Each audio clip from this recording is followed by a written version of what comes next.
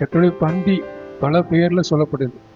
Holi communion, lord's supper, lord's table, ஸ்தோத்திரம், கர்த்தருடைய திருவிருந்து, கர்த்தருடைய மேஜை அப்படின்னு சொல்லி பல காரியத்தை குறித்து கர்த்தருடைய பந்தியை சொல்லப்படுது. நல்ல கவனமாக கேளுங்க. பங்கு பெறுறது எப்படிங்கிறத குறித்து நான் உங்களோட கொஞ்ச நேரம் பகிர்ந்து கொள்ள போகிறேன். திரு விருந்து அப்படின்னு கூட சொல்லப்படுறது. It's a feast. அன்னைக்கு பஸ்கா அவங்களுக்கு ஒரு ஃபீஸ்டாக இருந்துச்சு. இஸ்ரவேல் ஜனங்களுக்கு, யூதர்களுக்கு பஸ்கா ஒரு விருந்து மாதிரி. அதே மாதிரி தான் கர்த்தருடைய பந்தி தேவனுடைய பிள்ளைகள் எல்லாருக்குமே எப்படி இருக்குது? ஒரு விருந்து. விருந்துனால எப்படி இருக்கும்? அதாவது என்னுடைய சின்ன வயசுலலாம் அப்படிதான். ஃபேமிலி கெட் டுகெதர் இருக்கு பார்த்தீங்களா? அது ஒரு நல்ல விருந்து. அவ்வளோ மகிழ்ச்சியாக இருக்கும், ரொம்ப சந்தோஷமாக இருக்கும். எங்கேயோ இருப்பாங்க, ஒரு குறிப்பிட்ட நாளில் எல்லோரும் கூடுவாங்க. கூடி அப்படி பண்ணும்போது ரொம்ப மகிழ்ச்சியாக இருக்கும். நம்முடைய சபையிலையும் வருஷம் வருஷம் நம்ம ஒவ்வொரு குடும்பமும் ஒன்றை ப்ரிப்பேர் பண்ணிட்டு இல்லையா? ஞாபகம் இருக்கா இல்லையா? ஒருத்தர் பிரியாணி, ஒருத்தர் தயிர் சாதம் அப்படியெல்லாம் கொண்டு எல்லோரும் உட்காந்து சாப்பிட்டு அப்படி பேசி பழகும்போது எப்படி இருக்கும்? நல்ல மகிழ்ச்சியான நேரம். நம்ம எல்லாரும் என்ன பண்ணுற நேரம்? அது ஒரு ஐக்கியப்படுகிற நேரம். இன்னைக்கு விருந்துக்கு வந்திருக்கிற நம்ம எல்லாரும் எப்படி பண்ணுற போகிறோம்? ஒரு ஐக்கியத்தில். அதான் ஹோலி கம்யூனியன், பரிசுத்த ஐக்கியம்.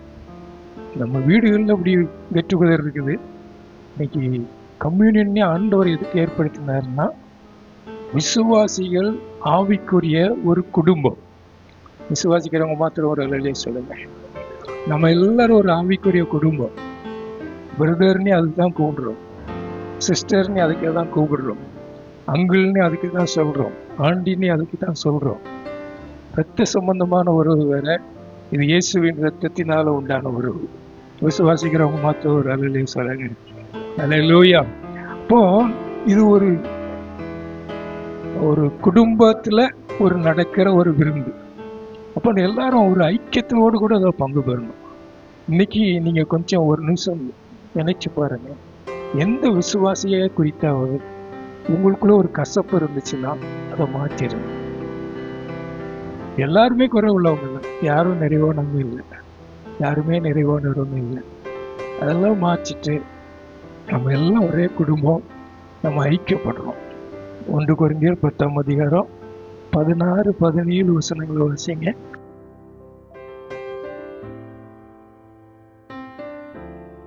கிறிஸ்துங்கிற தலை சபை, அதுல நம்ம எல்லாரும் ஒரே அப்பமும் ஒரே சரீரமாய் இருக்கிறோம். அதனாலதான் ஐக்கியம் ரொம்ப முக்கியம். ஐக்கியம், சபை ஐக்கியம் இல்லாதவங்க பரலோகத்துக்கு போகவே மாட்டாங்க. நான் ஏற்கனவே சொன்னேன், கம்யூனியன்ல பங்கு பெறாதவங்க போகணும். கம்யூனியனே சபையில தான் கொடுப்பாங்க. சபை ஐக்கியம் ரொம்ப முக்கியம். சபை இல்லைன்னா பரலோகம் இல்லை. ஆண்டவர் ரட்சிக்கப்பட்டவர்களை எங்க தான் கொண்டு வச்சாரு? சபையில தான் வச்சாரு. நீ வீட்டுல இருந்துக்க, நீ வீட்டுல இருந்து ஜெபம் பண்ணு, நீ வீட்டுல இருந்து பாட்டு பாடு, நான் உன்னை ஆசீர்வதிக்கிறேன், நான் வரும்போது உன்னை பரலோகத்துக்கு கூட்டு போறேன்னு விதத்துல எந்த இடத்துலயும் இல்லை. அப்படி கூட்டு போனதா யாரும் இல்லை. அதுக்காக தான் சபையில கொண்டு அவருடைய வார்த்தையின்படி நம்ம ரட்சிப்பு நிறைவேற பிரயாசப்பட்டு அவருடைய சித்தத்தை செய்து பரலோக ராஜ்யத்துக்கு நம்ம போகணும். அதுக்கு தான் ஆண்டவர் நம்மளை சபையிலுக்குள்ள வச்சிருக்கிறார். இந்த சித்தத்தை உணர்ந்து நம்ம செயல்பட்டோம்னு சொன்னா நம்ம மூலமா கர்த்தருடைய நாமமும் மகிமைப்படும், நாமும் ஆசீர்வாதமா இருப்போம். அல்லேலூயா. அப்போ இந்த பந்தி, இந்த திருவிருந்துங்கிறது எதுனா நமக்குள்ள உள்ள ஒரு ஐக்கியத்தை காண்பிக்கும். நான் எல்லாரும் இயேசு கிறிஸ்துவின் இரத்தத்தினால மீட்கப்பட்ட ஜனம், அவருடைய சரீரத்துல ஒரு அவயவமா இருக்கிற ஜனம், நம்ம எல்லாரும் ஒரே சரீரமாக இருக்கிறோம். அல்லேலூயா. அதுக்காக தான் மூழ்கி ஞானஸ்நானம் எடுத்து பாவங்கள் கழுவப்பட்டு மூழ்கி ஞானஸ்நானம் எடுத்தவங்களுக்கு மட்டும்தான் பந்தி கொடுக்கும். அப்போ நீங்க ஞானஸ்நானம் எடுக்காதவங்க யாராவது இருந்தீங்கன்னா நீங்க எப்படி இருக்கிறீங்க? சபைக்கு வரீங்க, சபையோடு கூட நீங்க ஐக்கியப்படலை, வாரீங்க போறீங்க, அப்படிதான் இருக்கிறீங்க. வர்றவங்க நல்ல ஐக்கியத்துல வாழுங்க, கர்த்தர் உங்களை ஆசீர்வதிப்பார். திருவிருந்துங்கிறது விருந்தினாலே சந்தோஷமான இடம், ஒரு ஐக்கியத்தை காண்பிக்கிறார். ஒருத்தர் உங்களை கூடுறாரு, திருமணத்துக்கு கூடுறாரு, இல்லைன்னா உங்க வீட்டுல ஒரு விருந்துக்கு கூப்பிடுறாரு, அப்போ நமக்குள்ள அவங்களுக்கு நல்ல ஐக்கியம் இருந்தால் தான் என்ன பண்ணுவோம், போவோம். சிலவங்க திருவிருந்தை அவாய்ட் பண்ணுவாங்க, நல்ல ஐக்கியம் இல்லாதனால தான் அவாய்ட் பண்றாங்க. ஐக்கியம் சபையோடு கூட, இயேசு சொல்லுவாங்க இயேசுவோடு கூட, இயேசுவோடு கூட ஐக்கியம் இருந்துச்சுன்னா நிச்சயமா சபையோடு கூட, சபை மக்களோடு கூட ஐக்கியமாய் இருப்போம். சரி, விருந்து அப்படின்னா விருந்த என்ன சொல்றாங்க, ஒரு ஹோஸ்ட், அதாவது விருந்தை ஏற்பாடு பண்ணுவதற்கு ஒருத்தர் இருப்பாங்க, அப்படிதானே? நல்லா கவனிங்க, நல்லா கவனிங்க. விருந்தை ஏற்பாடு பண்றது, இப்போ உங்க வீட்டு கல்யாணம்னா நீங்க தான் அந்த விருந்தை ஏற்பாடு பண்ணுவீங்க. உங்க வீட்டில் ஒரு 4 பேரை கூப்பிடுறீங்கன்னா நீங்க தான் என்ன பண்ணுவீங்க, விருந்தை ஏற்பாடு பண்றவங்க. விருந்து ஏற்பாடு பண்றவங்க, வர்றவங்கலாம் யாரு, விருந்தினர், விருந்தாளிகள். அப்போ ஏற்பாடு பண்றவங்க பேர் என்னது, ஆங்கிலத்தில் ஹோஸ்ட்னு சொல்லப்பட்டிருக்கு. அப்படின்னா விருந்தை ஆயத்தம் பண்றவங்க. இப்போ ஃப்ரெண்ட்ஸ் எல்லாம் போய் ஒரு இடத்துல சாப்பிடுவீங்க, எல்லாரும் போய் சாப்பிடுவாங்க. சாப்பிட்ட பிறகு ஒருத்தர் தான் பில் கொடுப்பார் இல்லையா, அவர் தான் யாரு, விருந்தை ஏற்பாடு பண்ணவர், ஹோஸ்ட். அவர் தான் விருந்தை ஏற்பாடு பண்ணவர். ஸ்தோத்திரம். அப்போ இந்த திருவிருந்தை ஏற்பாடு பண்ணவர் யார் அப்படின்னு பார்த்தீங்கன்னா, இந்த திருவிருந்து இன்னைக்கு இந்த அப்பமும் திராட்சை ரசமுக்காகவே நான் வச்சிருக்கலாம், ராத்திரி பாஸ்டர்மா அதுக்கெல்லாம் ஏற்பாடு பண்ணியிருக்கலாம். அதனால நான் கோஸ்டர்ல, பாஸ்டர்மாவும் கோஸ்டர்ல இதை ஏற்படுத்தினவர் இயேசு. எத்தனை பேர் விசுவாசிக்கிறீங்க? ஆமா, ஆண்டவர் இயேசு எதை செய்தாலும் வீணா செய்ய மாட்டார், எதுக்குமே ஒரு அர்த்தத்தோடு தான் செய்வார். இந்த பந்தியை ஏற்படுத்தினவர், இந்த திரு விருந்தை ஏற்படுத்தினவர் இயேசு. நீங்க வீட்டில் போய் படிச்சு பார்க்கலாம். நான் குறிப்பிட்ட நேரத்தில் முடிக்க விரும்புகிறேன். எல்லா நாளும் 6:30 10 மணிக்குள்ள, இன்னைக்கு கர்த்தருடைய பந்தி இருக்கிறதுனால கூட கொஞ்சம் போகலாம், அதனால தான் 8 மணிக்கு நாங்கள் ஆராதனை ஆரம்பிச்சிடுறோம். ஸ்தோத்திரம். நீங்க லூக்கா 22ஆம் அதிகாரத்தை நீங்க படிச்சு பார்த்தீங்கன்னா, சீசர்கள் வந்து கேட்குறாங்க, என்ன கவனிங்க, பந்தியை எங்க ஏற்பாடு பண்ணணும் அப்படின்னு கேட்குறாங்க. பஸ்காவை நாங்க எங்க ஆயத்தமாக்க நீங்க சொல்றீங்க அப்படின்னு சொல்லி சீசர்கள் வந்து கேட்குறாங்க. அப்படின்னா என்ன அர்த்தம்னு சொன்னா, இப்போ உங்க வீட்டில் ஒரு ஃபங்க்ஷன், ஒரு பர்த்டே ஃபங்க்ஷன் வச்சிருக்கீங்கன்னா, கல்யாண மண்டபத்தில் வைக்கலாமா, ஹோட்டலில் வைக்கலாமா, எந்த ஹோட்டலில் வைக்கலாம் அப்படின்லாம் கேட்பாங்கல்ல ஹோஸ்ட், அதாவது விருந்து ஏற்பாடு பண்றவர். அதே மாதிரி கேட்குறாங்க. அப்போ ஆண்டவர் என்ன சொல்றாரு, நீங்க என்ன பண்ணுங்க, ஊருக்குள்ள போங்க. ஒருத்தன் என்ன பண்ணுவான், தண்ணி கூட அழுத்திக்கிட்டு வருவான், ஒரு வீட்டுக்குள்ள போவான். அந்த வீட்டுக்குள்ள போய் அவர்கிட்ட கேளுங்க, போதகர் பஸ்காவை ஆசரிக்கணும், அந்த இடம் வேணும் அப்படின்னா, எல்லாம் கம்பளம் முதலானவைகள் உரிக்கப்பட்டு ஆயத்தமா இருக்கிற ஒரு இடம் அப்படின்னு சொல்றாரு. அங்க போய் நம்ம ஆண்டவர் அந்த இடத்துல போய் அவர் தான் என்ன பண்றாரு, அப்பத்தை பிட்டு சீசர்களுக்கு கொடுக்கிறார். அமேன், ஸ்தோத்திரம். திராட்சரசத்தை எடுத்து சீசர்களுக்கு கொடுக்கிறார். அப்ப இந்த திருவிருந்தை ஏற்படுத்தினவர் யாரு, இயேசு. நல்லா இல்லையா சொல்லுங்க. சரி, விருந்தை ஏற்படுத்தினவர் விருந்து சாலையில இருப்பாரா, இருக்க மாட்டாரா? இருப்பார்.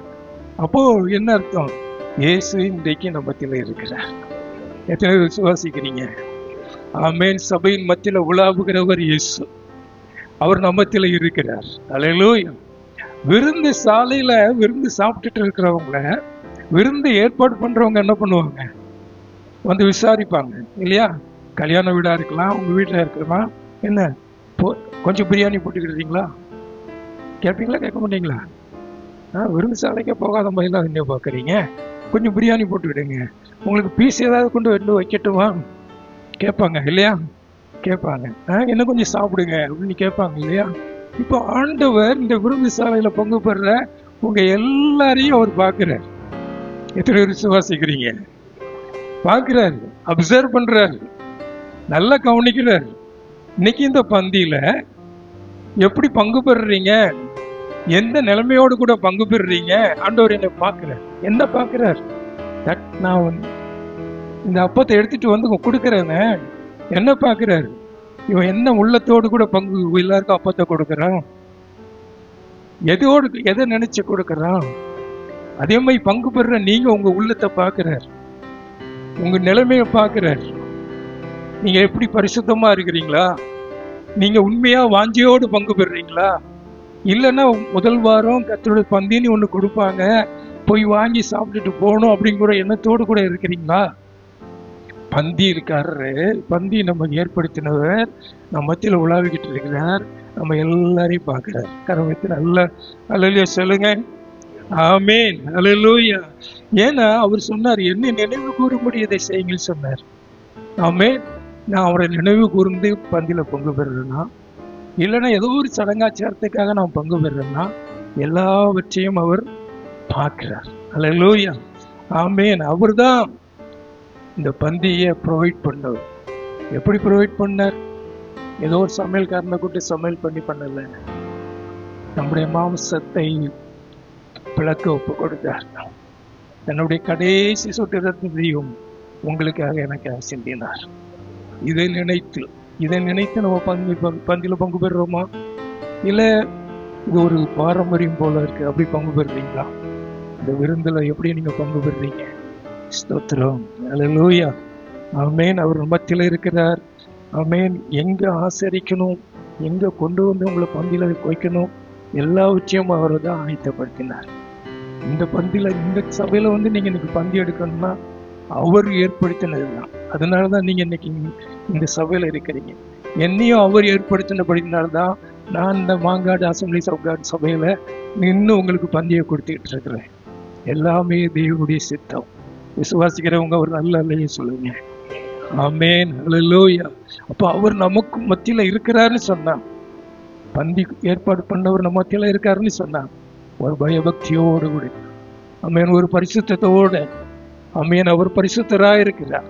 இந்த ரத்தம் பரிசுத்தமான ரத்தம், பிற்கப்பட்ட சரீரம் பரிசுத்தமான சரீரம். அந்த உணர்வோடு கூட நம்ம இன்னைக்கு பங்கு பெற்றோம்னு சொன்னா, கர்த்தர் நம்மை ஆசீர்வதிக்கிறவராய் இருக்கிறார். அல்லேலூயா. ஆமேன், ஸ்தோத்திரம். அதை குறித்து 1 கொரிந்தியர் 11:27 சொல்லப்பட்டு பாருங்க.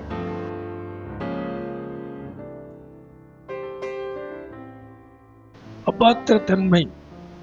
எவன் அபாத்திரமாய் கர்த்தருடைய அப்பத்தை புசித்து அவருடைய பாத்திரத்தில் பானம் பண்ணுகிறானோ, அவன் கர்த்தருடைய சரீரத்தையும் இரத்தத்தையும் குறித்து குற்றம் உள்ளவனாயிருப்பான். அது பரிசுத்தமுள்ள இரத்தம், பரிசுத்தமுள்ள சரீரம். நான் எப்படி பங்கு பெறணும்? பரிசுத்தத்தோடு பங்கு பெறும். இயேசு கூட ஒரு கல்யாண விருந்த குறித்து மத்தேயு 22ஆம் அதிகாரத்துல ஒரு கல்யாண விருந்து ஏற்பாடு பண்ணதை குறித்து சொல்லுகிறார். ஒரு மனிதன், ஒரு பெரிய பணக்காரர் விருந்து பண்ணான். தன்னுடைய மகனுடைய கல்யாணத்துக்கு விருந்து பண்ணான். விருந்து பண்ணும்போது எல்லாருக்கும் கல்யாண கார்டு கொடுக்குற மாதிரி அவனும் போய் எல்லாருக்கும் கல்யாண கார்டு கொடுத்தான். எல்லாரையும் அழைச்சான். எல்லாரும் நீங்க எல்லாரும் வந்து பங்கு பெறுங்க அப்படின்னு சொல்லி அழைச்சான். ஆனா அழைத்தவங்க என்ன பண்ணிட்டாங்க? அதை அசட்டை பண்ணிட்டாங்க. கர்த்தருடைய பந்தியும் அதே மாதிரி தான். ஒரு நாள் அசட்டை பண்ணாதவங்க, அழைக்கப்பட்டவங்க நம்ம அசட்டை பண்ணிட்டு பங்கு பெறல. அதனால அந்த அந்த எஜமான் என்ன பண்ணாராம்? வேலைக்காரனை கூட்டி என்ன சொன்னாராம்? எங்க ரோட்ல, நாச்சந்தியில, தெருவோரமா நிக்கிறவங்க எல்லாம் கூட்டுவாங்க. ஏன்? கொளுத்த கண்டுகளை அடித்து நான் விருந்து ஏற்பாடு பண்ணியிருக்கிறேன். அழைக்கப்பட்டவர்கள் அதுக்கு பாத்திரவான்கள் இல்லாம போனாங்க. அதனால என்ன பண்ணலாம்? ரோட்ல இருக்கிறவங்க, தெருவோரமா நிக்கிறவங்க, அவங்களை எல்லாம் அழைத்து கொண்டு வாங்க, அவங்களுக்கு இந்த விருந்தை நான் கொடுக்க போறேன் அப்படின்னாரு. அருமையான என்னுடைய ஜனமே, அழைக்கப்பட்டவர்கள் யூதர்கள். அவர்கள் இயேசுவை நிராகரித்தார்கள். அவர்கள் நிராகரித்தபடினால் பிரஜாதியா இருக்கிற நீங்களும் நானும் இந்த பந்தியில பங்கு பெறுற பாக்கியத்தை பெற்றோம். எங்கேயோ இருந்தோம், தெருவோரமா இருந்தோம், விசாரிக்க ஆள் இல்லை, அழைப்பு இல்லை, தெரிந்து கொள்ளப்படலை. ஆனாலும் அவங்க நிராகரித்ததுனால நம்மளை தேடி வந்து நம்மளை அழைத்து இந்த உயர்நிலை பங்கு பெறுற பாக்கியத்தை கர்த்தர் கொடுத்தார். அல்லேலூயா. இப்ப பாருங்க, அந்த எஜமான் வராரு, எல்லாரும் உட்காந்து சாப்பிட்டுட்டு இருக்கிறாங்க, எல்லாரையும் பார்க்குறாங்க, எல்லாரும் பார்த்து விசாரிப்பாங்க இல்லையா? நான் ஏற்கனவே சொன்ன மாதிரி, உங்களுக்கு என்ன வேணும், கொஞ்சம் ரசம் போட்டுக்கிறீங்களா, கொஞ்சம் தயிர் போட்டுக்கிறீங்களா அப்படிலாம் கேட்டு விசாரிப்பாங்க பாருங்க. அப்படி விசாரிச்சுட்டு வர்றாரு. விசாரிச்சுட்டு வரும்போது பார்க்கறாரு, ஒரே ஒரு மனிதன் மட்டும் எப்படி இருந்தானா, கல்யாண வஸ்திரம் தரிக்காம இருந்தானா. அத்தனை பேர்ல ஒருத்தன். இயேசுவோடு கூட 12 பேர் இருந்தாங்க. பஸ்காவை ஆசரிக்க கடைசி அவர் மரணத்துக்கு முன்னால அந்த 12 பேர்ல ஒருத்தன் எப்படி இருந்தானா, அவரை காட்டி கொடுக்கிறவனா இருந்தார்.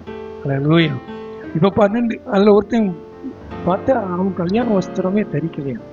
அப்போ அவனை பார்த்து அந்த எஜமான் கேட்குறாரு, அந்த விருந்து ஏற்பாடு பண்ணவர் கேட்குறாரு, ஏன்பா எல்லாரும் கல்யாண வஸ்திரம் தைச்சாங்களா, உனக்கு தரலையா, நீ ஏன் கல்யாண வஸ்திரம் தரிக்கல அப்படின்னு.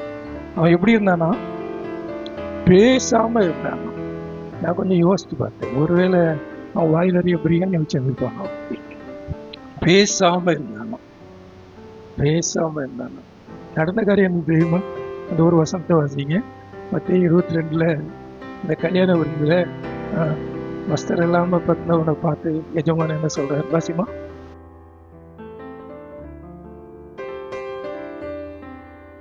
அவன் பாத்திரவான் இல்லை, அவனை பாத்திரவானாக்கி அழைத்து வந்து பந்தில பங்கு பெற வைத்து அவனை விசாரிக்க வரும்போது, நல்லா சாப்பிடுப்பாடு சொல்லி விசாரிக்க வரும்போது அவன் எப்படி இருக்கிறான்னா, கல்யாண வஸ்திரம்.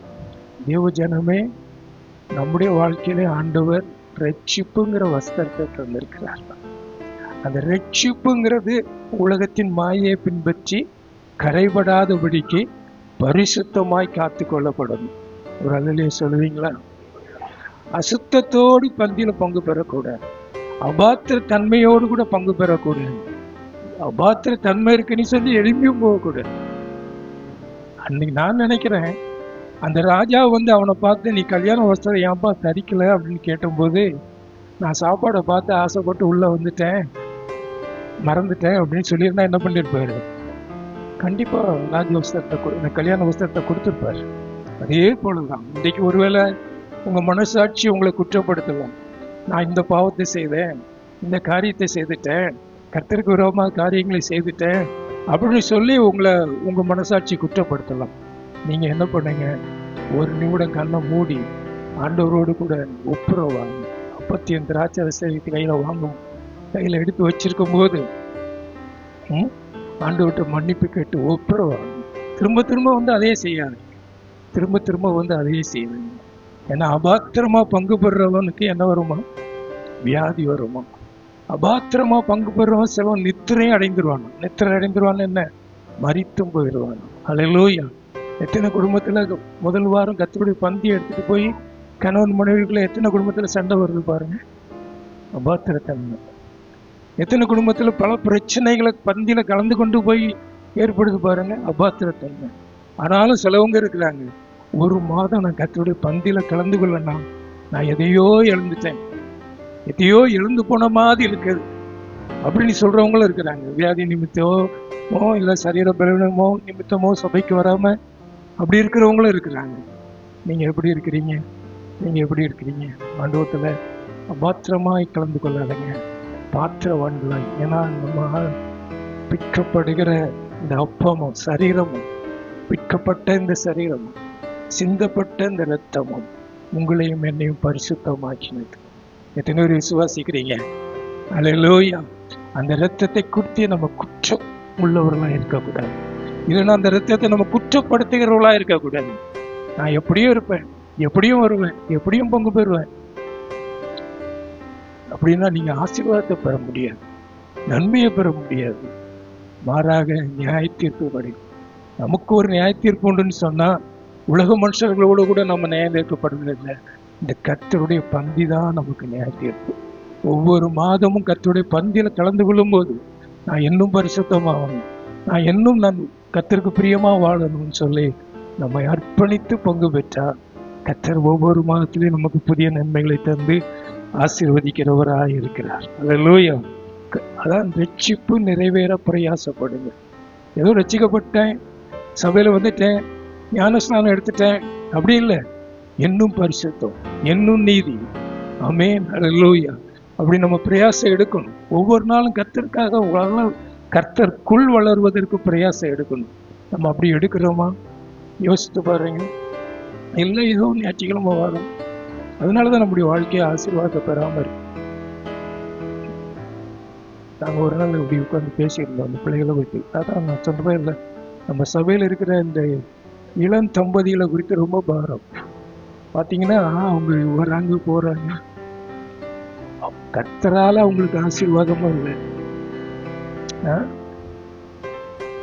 கர்த்தரால இவங்களும் ஆசீர்வதிக்கப்படாது. வராங்க போறாங்க. அது உங்களுக்கும் பிரயோஜனம் இல்லை, கர்த்தருக்கும் பிரயோஜனம் இல்லை. ஆண்டவரை நல்லா கர்த்தருக்குள்ள வளருங்க, பரிசுத்தமாய் வாழ்வதற்கு முக்கியம் கொடுங்க. ஏன்னா நம்முடைய தேவன், நாம் ஆராதிக்கிற, நாம் பின்பற்றுகிற அந்த ஒரே மார்க்கம் மாத்திரம்தான் இந்த உலகத்துல பரிசுத்தத்தை குறித்து சொல்லுகிற ஒரே மார்க்கம் கிறிஸ்தவ மார்க்கம் தான்.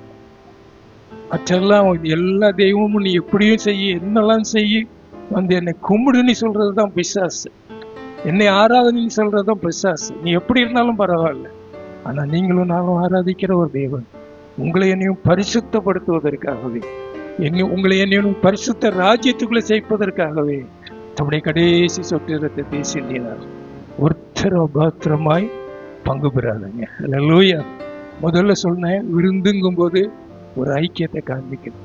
இன்னைக்கு திருவிருந்துல நமக்கு ஒரு ஐக்கியம்.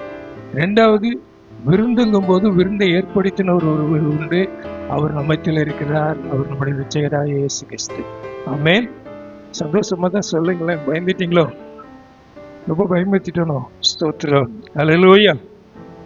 சரி, கடைசியில விருந்துன்னா என்ன இருக்கும்? கல்யாண வீட்டுக்கு போன உடனே என்ன என்ன நினைப்பீங்க? மட்டன் பிரியாணி இருக்கா, சிக்கன் பிரியாணி இருக்குதா, சிக்கன் 65 இருக்குதா, இல்லையா? முன்னால ஜெய்சன் எங்கள் வீட்டில் இருக்கும்போது அவன் இந்த மாதிரி, அதாவது டீம்லாம் போவாங்க இல்லையா, டீம் ஒர்க் போவாங்க. தம்பி முன்னால் இருக்குமா, வந்து டீம் ஒர்க்காக போவாங்க கார்பரேட்லாம். அப்போ அவங்க கூட எல்லாம் ஜெய்சன் போக மாட்டான், ஏன்னா அவங்க எல்லாரும் வித்தியாசமாக இருப்பாங்கன்னு சொல்லி அவன் போக மாட்டான். அதனால இவனுக்காக தனி பாஸ்லாம் கொடுப்பாங்க. அதனால அவன் எங்கள் கூட இருக்கும்போது நாங்கள் அடிக்கடி ஒரு மாதத்துக்கு ஒரு முறையாவது பஃபே சாப்பிட பெரிய பெரிய ஹோட்டலுக்கு போவோம். அந்த பஃபேக்கு எல்லா ஹோட்டலுக்கும் போக முடியாது எங்களால். என் காரணம் என்ன, பாஸ்டர் அம்மா. ஆமாம், போகிறதுக்கு முன்னால் எந்த பஃபே மெனுவை போட்டு எல்லாரும் ஜெய்சனும் ஜெனியும் உட்காந்து செக் பண்ணுவாங்க. எங்கே வெஜிடேரியன் அதிகமாக இருக்குது, நாங்கள் எல்லாத்தையும் சாப்பிட்ருவோம். எங்கே வெஜிடேரியன் இப்படி இருக்குது அப்படின்னு சொல்லி மெனுவை பார்ப்போம். உங்கள் எல்லாரும் வீட்லேயும் விருந்து வைக்கணும்னா முதல்ல என்ன தான் பண்ணுவாங்க? இன்னைக்கு நான்வெஜ் கொடுக்குமா இல்லை வெஜிடேரியன் பண்ணுவோமா? இந்த வீட்டு கூட்டம் எனக்கு ரொம்ப ஆசீர்வாதமாக இருக்கும். வந்து வீட்டு கூட்டத்தில் உட்காந்து, இப்போ நேரம் இல்லை, எல்லோரும் பொண்ணு தூக்கிட்டு வந்துடும். அப்படி இல்லாமல் எல்லோரும் உட்காந்து சாப்பிட்டு ஒருத்தர் விசாரிச்சு இல்லையா, அன்னைக்கு தான் எல்லாரும் விசாரிக்கிற நேரம் இருக்குது. அப்படிலாம் போகிறது ரொம்ப.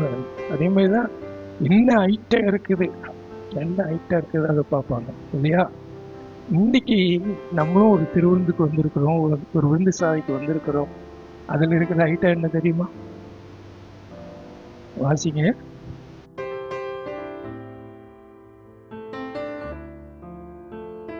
ஆமென். மெனு நம்பர் 1 என்னது? அது நமக்காக பிற்கப்பட்ட, நமக்காகங்கிறத விட எனக்காக பிற்கப்பட்ட இயேசு கிறிஸ்துடைய சரீரம். நம்பர் 2 என்னது?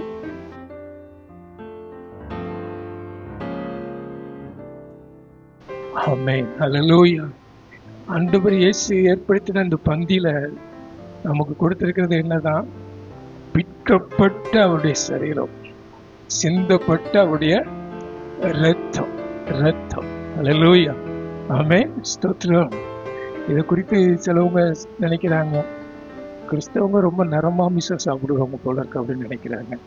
அப்பத்தையும் இல்லை மாம்சத்தையும் ரத்தத்தையும் சாப்பிடுவாங்க. இல்லை, இட்ஸ் சிம்பாலிக்.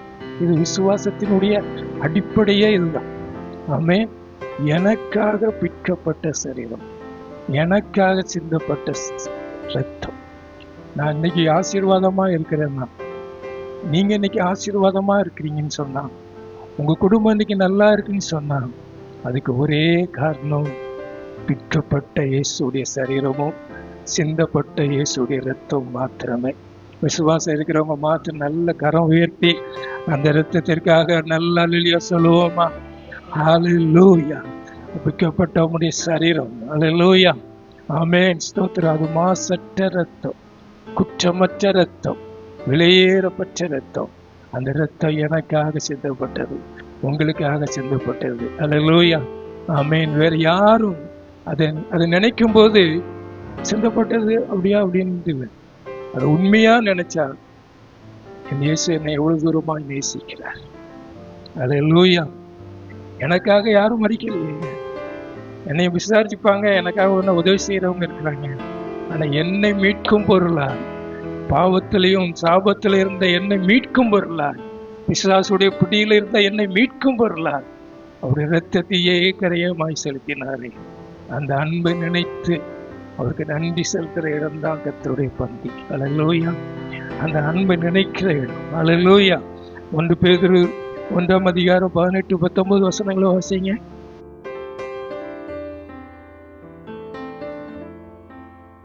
உங்கள் முன்னோர்களாய், நல்லா கவனிங்க, உங்க முன்னோர்களாய் நீங்கள் அனுசரித்து வந்த பாரம்பரியமான நடத்தை நின்று. முன்னோர்கள் என்ன அனுசரித்து வந்தாங்க? பாவ மன்னிப்புக்காக ஆடி மாசம் கூழ் ஊத்துனாங்க, காவடி எடுத்தாங்க இல்லையா, ஆடு வெட்டினாங்க, கோழி வெட்டினாங்க. அதுபடி அந்த ரத்தத்தினால நம்ம மக்களை அந்த வீணான நடத்தை அது நம்மளை பூர்ணப்படுத்தல. அது நம்மளை பூர்ணப்படுத்தினா நீங்களும் நானும் இங்க வந்திருக்க மாட்டோம். அது என்னை பூர்ணப்படுத்தல, அது என்னை நிம்மதிப்படுத்தல, அது எனக்கு ரட்சிப்பை தரல, அது எனக்கு விடுதலை தரல. அதனாலதான் அதை விட்டுட்டு நான் இன்னைக்கு எப்படி வந்திருக்கிறேன் இந்த பந்தியில. என்னை மீட்டு கொண்டது எதுனாலயா? குற்றம் இல்லாத மாசற்ற ஆட்டுக்குட்டியாக இயேசு கிறிஸ்துவின் விலையேற பெற்ற ரத்தத்தினாலே. எத்தனை பேர் அதை அறிந்திருக்கிறோம்? நல்லா இல்லையே சொல்லுங்க. ஆமென். அல்லேலூயா. தான் வேணும். இன்னைக்கு நம்ம பங்கு பெற போறது அதுதான். அந்த அன்பை நினைக்கணும். அந்த அன்பை நினைக்கிற இடம். நான் என்னைக்கோ அழிந்து போயிருப்பேன், என்னைக்கோ நிர்மலமாயிருக்கும், என் குடும்பம் என்னைக்கோ ஒண்ணு இல்லாம போயிருக்கும். இன்றைக்கு வரைக்கும் ஆசீர்வாதமா வச்சிருக்கிறாரு. அந்த அன்பை நினைத்து, ஆமென், அந்த அன்பை நினைக்கும் போது அழாம இருக்க முடியும், தண்ணீர் வராமல் இருக்க முடியாது. அல்லேலூயா. அந்த ஆசீர்வாதத்தை நினைச்சு, எனக்கு இந்த பாக்கியத்தை நீங்க தந்திருக்கீங்களே, அந்த உணர்வோடு கூட பங்கு பெறுகிற இடம்தான் இந்த கர்த்தருடைய திருவிருந்து. அல்லேலூயா. முதல்ல சொன்ன ஐக்கியம், 2வது சொன்ன பந்தியை ஏற்படுத்தினவர் இயேசு, 3வது சொன்னேன் நான் எப்படி பங்கு பெறணும், அபாத்திரமா பங்கு பெறக்கூடாது. 4வது சொன்னேன் அந்த மெனு, கர்த்தருடைய சரீரமும் கர்த்தருடைய அப்பத்தையும் நினைவு கூறுகிற ஒரு இடம். வெளியேறப்பட்ட இரத்தத்தினால மீட்கப்பட்டவன். அந்த இரத்தத்துக்கு நான் ஒரு நாளும் துரோகம் பண்ண மாட்டேன். அந்த இயேசுவை நாமும் தூசிக்கப்படுற மாதிரி என் வாழ்க்கையில நான் ஒரு காரியத்தையும் செய்ய மாட்டேன். அந்த உணர்வோடு கூட, அந்த வைராக்கியத்தோடு கூட அந்த அன்பை நினைத்து பங்கு பெறுகிற இடம். அந்த அன்புக்கு நான் ஒரு நாளும் துரோகம் பண்ணவே மாட்டேன். அவன் நினைத்து பங்கு பெறுகிற இடம் தான் கர்த்தருடைய பந்தி. கடைசியா அந்த 1 கொரிந்தியர் 11 அதிகாரம் 26வது வசனத்தை வாசிங்க. பங்கு பெறுகிற நான் செய்ய வேண்டியது, பங்கு பெறுகிற நீங்க செய்ய வேண்டிய ஒரு காரியம் இருக்குது.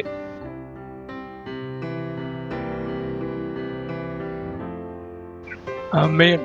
பக்கத்தில் உள்ளவங்களை கையை பிடிச்சி சொல்லுங்க, இந்த அப்பத்தை புசித்து இந்த பாத்திரத்தை பானம் பண்ண போற நீங்க ஒரு காரியத்தை செய்யணுமா? சொல்லுங்க, கர்த்தர் வருமளவும், பக்கத்தில் உங்களை கரங்களை பிடிச்சு சொல்லுங்க, அவருடைய மரணத்தை தெரிவிக்கிறீர்கள். அல்லேலூயா.